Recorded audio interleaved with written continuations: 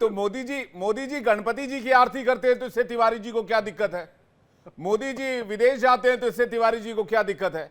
मोदी जी थोड़ी उठा के ले गए थे अरविंद केजरीवाल को, वो तो सीबीआई ले गई, ईडी ले गई।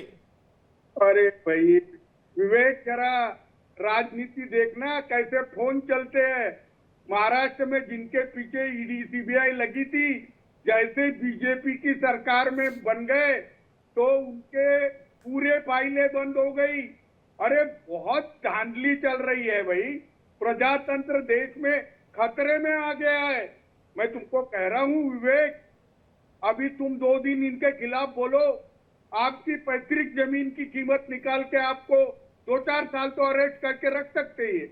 अरे ये बहुत पाखंडी लोग हैं। तिवारी जी आप तो 10 साल से इनके खिलाफ बोल रहे हैं, क्या आपको कभी कोई परेशानी हुई? अगर प्रजातंत्र खतरे में है, लोकतंत्र नहीं तानाशाही है, तो आपको एक आध फोन तो आए होंगे कि तिवारी जी चुप हो जाइए वरना देख लीजिएगा, ऐसा कोई फोन कॉल तो आपको नहीं आया होगा? नहीं, मेरे घर को ईडी सीबीआई आके देख के जाती, लेकिन ये कहता है ना इसका बैंक में कोई पैसे है और ये भिखारी आदमी है, इसको पकड़ के ले जाके क्या करेंगे। ये बाहरी जेल के तरीका खाना खाता है और जमीन पे सोता है, तो मुझे कुछ प्रॉब्लम नहीं है। ये होचोमीन है, हम होचोमीन, और ये सब हम निपट लेंगे इनको। हाँ, हमको भेजा है भगवान ने, हम निपट लेंगे इनको। ये आसाराम के जेलों को निपट लेंगे हम। तो आप मोदी जी को घर बिठा के मानेंगे? नहीं, उनके साथ ये अमित शाह को भी डालना पड़ेगा, क्योंकि ये तो प्यादे है। मेन तो गौतम अडानी है, गौतम अडानी है, उनको मेरे को भेजना ही पड़ेगा और आर्थर रोयल जेल में रखेंगे हम। और मैं अभी बता रहा हूं, इनके शरीर की तकलीफ नहीं देंगे। सर इन लोगों ने तो आप लोगों को घर बिठाया हुआ महाराष्ट्र में। लोग नाराज चल रहे हैं। विवेक जी एक प्रश्न है, ये वृषभ तिवारी इतना बेचैन क्यों हो रहा है?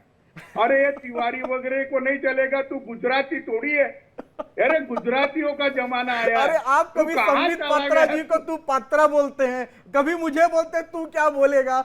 चाचा जी ऐसा आपने बेटा समान उपाधि से मुझे नवाजा है, तो उसी सम्मान से मैं आपसे पूछता हूं, धांधली की बात आपने करी, सबसे बड़ा धांधली तो इस पैनल के खिड़की पे दिख रहा है कि आप दोनों इंडी गठबंधन के साथी बोलते हैं, हरियाणा में एक दूसरे के गले पकड़ते हैं, आप दोनों इंडी गठबंधन के साथी बोलते हैं, जम्मू कश्मीर में अलग लड़ने की बात करते हैं। तो इतना बड़ा धांधली मत कीजिए, खुलेआम मत कीजिए, ठगबंधन को गठबंधन का नाम मत दीजिए। दूसरी बात पूछ रहा हूं तिवारी जी आपसे, बड़े हैं आप, आपने कार्रवाई की बात कही, कंगना रनावत जी के ऑफिस पे किसका बुलडोजर चला था, वो कौन सी बदले की कार्रवाई थी, वो क्यों हुआ था, उस पर जवाब दे। और आपने कहा मुझे क्या ले जाओगे, मैं तो फकीर आदमी हूं, बाहर खा लेता हूं। यही तो हम कह रहे हैं, जो ईमानदार है चाहे किसी पार्टी में रहे, कोई कार्रवाई नहीं होगी, चाहे वो आप ही क्यों ना हो, लेकिन जो भ्रष्टाचारी है ठीक है तिवारी जी, किशोर तिवारी जी, उसके बाद संजय राणा जी। किशोर तिवारी जी आ रहा हूं, संजीव नयसर जी आपके पास।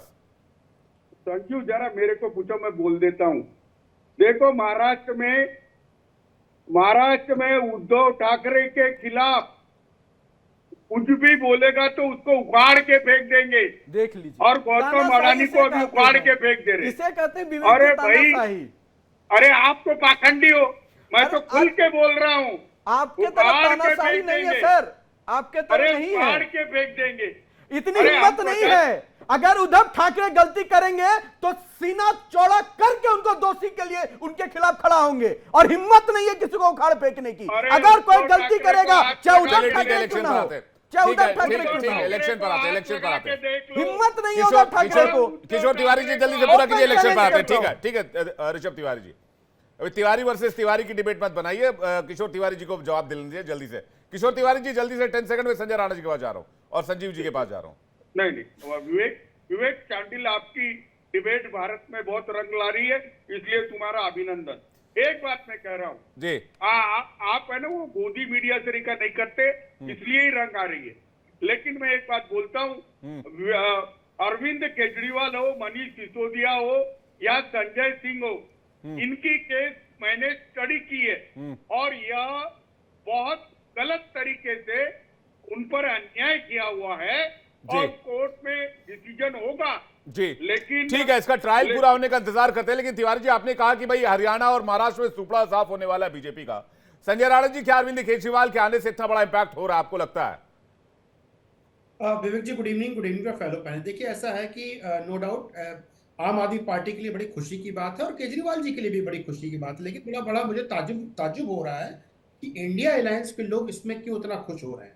देखिए, केजरीवाल के आने से कहीं ना कहीं सिर कोटागोल तो होने वाली है हरियाणा के चुनाव में।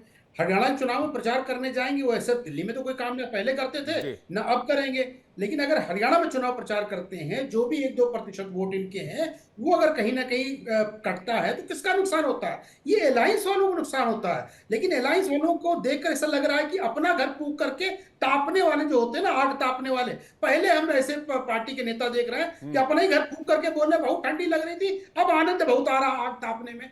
तो भैया, इनको समझना चाहिए कि हरियाणा चुनाव में नुकसान किसका होगा? आपका। वोट किसका कटेगा? सेक्युलर गैंग जो कहती है, सो कॉल्ड सेक्युलर अपने आप को बोलते हैं, उनका वोट कटेगा। केजरीवाल जी कहां पे प्रचार करेंगे? हरियाणा में प्रचार करेंगे। तो इनको सोचना पड़ेगा कि इनका नुकसान कहां हो रहा है। लेकिन मतलब दुर्भाग्य बची है कांग्रेस कि सब पार्टी लोग ने प्रश्न चिन्ह उठा रहे हैं अलायंस भारतीय कर जनता लिया पार्टी होता तो फायदा होता। ये जो है वो धप्पा हो गया कांग्रेस पार्टी इंडिया अलायंस के अंदर, एक तरह से आप ये कह रहे हैं? नहीं, मैं ये नहीं कह रहा हूं। देखिए, इंडिया अलायंस तो कोई अलायंस था ही नहीं। ये जो गठजोड़ बना हुआ था, अपना परिवार बचाओ और अपना शासन लाओ, उसका गठजोड़ बना हुआ था। ये किसी देश के लिए, जनता के लिए गठजोड़ नहीं बना था। नो डाउट अरविंद केजरीवाल जी अगर वापस बाहर आए हैं तो कहीं ना कहीं इसका फायदा किसी न किसी तरह भारतीय जनता पार्टी को हरियाणा के चुनाव में भी मिलेगा। अगर ये अलायंस अगर महाराष्ट्र में नहीं होता है तो कहीं ना कहीं महाराष्ट्र के चुनाव में मिलेगा। आपने देखा होगा गुजरात में क्या हुआ था भाई, 26 सीटें अगर अरविंद केजरीवाल साहब पाते हैं तो किसका वोट पाके काट के पाए? ना भारतीय जनता पार्टी को तो नहीं काटा था, उन्होंने कांग्रेस का सत्यानाश कर दिया था। तो ये विपक्षियों को सोचना पड़ेगा कौन कहां पे कैसा गणित खेल रहा है। हम तो कहते दिल्ली हैं में तो भी आम आपको आदमी पार्टी ने ऋषभ कांग्रेस का दिवान की सुपड़ा क्रिया साफ से किया। मिठाई बांटने का दिन है। दिल्ली में भी आम आदमी केजरीवाल पार्टी ने साहब कांग्रेस का बाहर सुपड़ा आते हैं, साफ किया। मिठाई बांटे और खुशियां पंजाब मनाते में भी आम आदमी पार्टी ने कांग्रेस का सुपड़ा साफ किया।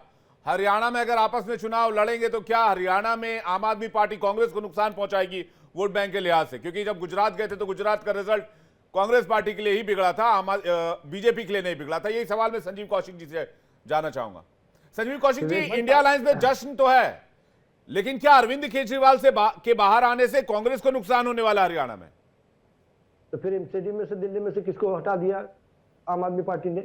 इसके बारे में भी चर्चा कर ले। किसको हटाया बताइए? जब चर्चा कर रहे हैं तो सब पे चर्चा करें और व्यापक चर्चा करें।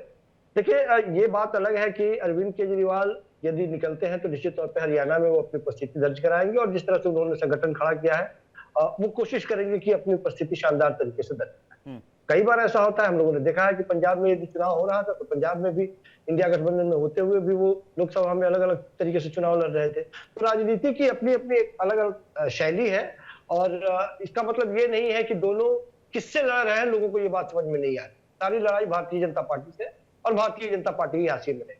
मूल बात पे आते हैं। आज अरविंद केजरीवाल के जमानत से बाहर निकलने के लिए, जमानत से बाहर आए हैं, उसके कई मायने हैं और बेहद महत्वपूर्ण मायने हैं। उसमें से अब ये बात अलग है कि भारतीय जनता पार्टी के लोग कोर्ट ने जो दिया है, रिहाई के जो शर्तें लगाई है उसमें कौमा हलंत और पूर्ण विराम खोज रहे हैं और उसके बारे में वो बात कर रहे हैं। लेकिन सच बात यही है कि यही वो भारतीय जनता पार्टी है जो लगातार कह रही थी कि अरविंद केजरीवाल यदि सचमुच में दोषी नहीं है तो वो जेल से बाहर पैसे क्यों नहीं आ रहे हैं, कोर्ट उनको जमानत क्यों नहीं दे रही है। और आज जमानत दे देने के बाद में कह रहे हैं कि जमानत ही तो मिली है, अभी दोष मुक्त तो हुए नहीं।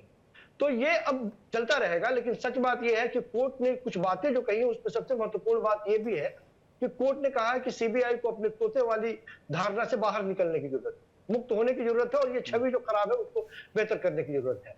ईडी की बात जहां तक रही, सब जानते हैं कि ईडी का कन्विक्शन रेट क्या है। भारतीय जनता पार्टी के लिए लोग बिल्कुल एक सिरे से थोथी दलीलें देते हैं और कहते हैं कि 95% कन्विक्शन रेट है, जबकि सब जानते हैं कि ईडी ने जितनी भी विपक्षी पार्टियों के राजनीतिक दलों के लोगों के ऊपर कार्रवाई की है उसमें 95% विपक्षी पार्टी जो है वो उनके लोग हैं, राजनेता है और उनका कन्विक्शन रेट 0.46% है, मतलब कि 1% भी नहीं है। सच बात यह है। तो वो अपने तरीके से इसको परिभाषित करते रहे, लेकिन हिंदुस्तान की जनता ये बात देख रही है कि आप यदि तोड़ नहीं सकते हैं, आप यदि किसी पार्टी को हरा नहीं सकते हैं तो उसको खत्म करने के लिए इस तरह की साजिशें करेंगे और देश के संवैधानिक संस्थानों का आप इस्तेमाल करते हैं। वो सीधा दिखाई दे रहा है। आज इतने दिनों तक अरविंद केजरीवाल यदि जेल में रहे तो उसका कौन हिसाब दे? सिर्फ आम आदमी पार्टी को ही खत्म करने की साजिश क्यों की गई? अगर आप ये सवाल पूछ रहे हैं, देश में कई पार्टियां हैं, समाजवादी पार्टी है, टीएमसी है, आरजेडी है, जेडीयू है, 1000 पार्टियां हैं नॉर्थ से लेकर साउथ तक। कोई ऐसे पार्टी का नाम आपके जहन में आता हो कि जो 10 सालों के अंदर में एक छोटी सी पार्टी शुरुआत करे अपने शैशवावस्था से और आते आते वो गुजरात में जाकर समाजवादी पार्टी का आकार देखिए कितना बड़ा हो गया। उत्तर प्रदेश में समाजवादी पार्टी ने ऐतिहासिक जीत हासिल की है। अखिलेश यादव जी का कद बढ़ गया उत्तर प्रदेश में।